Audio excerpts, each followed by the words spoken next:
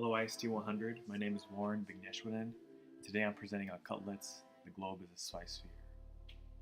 A cutlet is a hors d'oeuvre or short eat. It is eaten at parties and it's made out of potatoes and fish, and they're deep fried in breadcrumbs. They're a special occasion dish and you see them every so often. You don't see them all the time. But they're very traditional.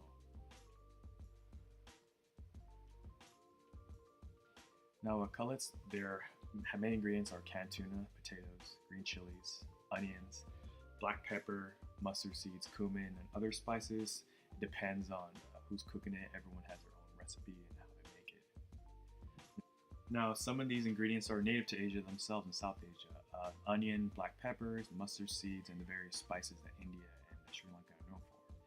The other things are brought in by foreign entities, such as tuna, potatoes, chilies, and such. And these can be broken down into different types of entities that bring in these influences. Some are native, which is some of the spices that we talked about.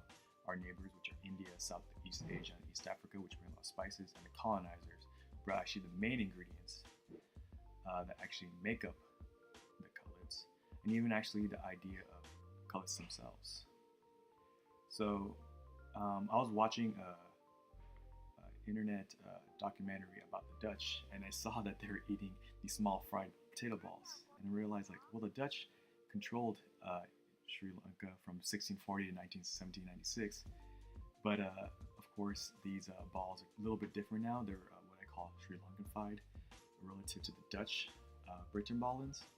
What I mean by Sri Lankan-fied is they've been changed for the palate of Sri Lankan people. What this means is usually they use spices and other forms of chilies to make it a bit more flavorful. And the really interesting thing is, to make food more Sri Lankan-fied, what you do is you usually add more chilies to it. And the chilies, they come from actually the Portuguese. And the Portuguese were the colonizers right before the Dutch.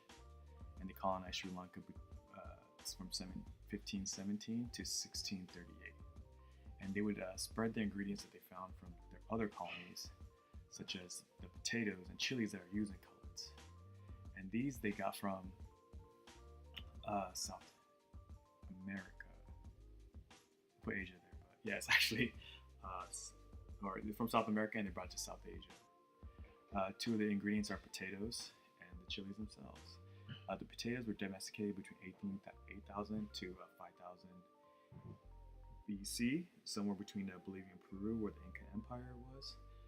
When the Portuguese saw these, they brought them back to Europe, and from Europe they spread to all over the world. And of course, our good friend the chilies, which is domesticated in Mexico and spread to Europe by the Spanish, and then the Portuguese brought it from Europe to Sri Lanka. Which is interesting about chilies is that they're ubiquitous in so many types of food. Indian food, Thai food, and certain types of Chinese food would almost seem non-existent if they'd have chilies in them. It's actually a huge part of what they are. As soon as you pull them out, it's like a Jenga piece. The whole thing just seems to be crumbling down. And can you imagine that? And finally is the canned tuna. Well, the canned tuna is actually an expression of the immigrant experience. When parents moved here and other immigrant parents moved to Sri Lanka, to England or America, they use canned tuna because it's just much easier to use. And it's a lot cheaper. And what they do is just crush this up with other ingredients that they find from the local store, and they can scavenge here and there, and they make these cutlets.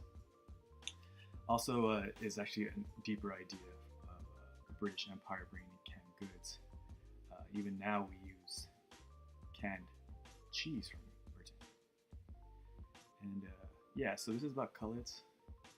It seems to be a very simple topic, but I think it shows that one dish can show like the history of an entire country and an entire group of people.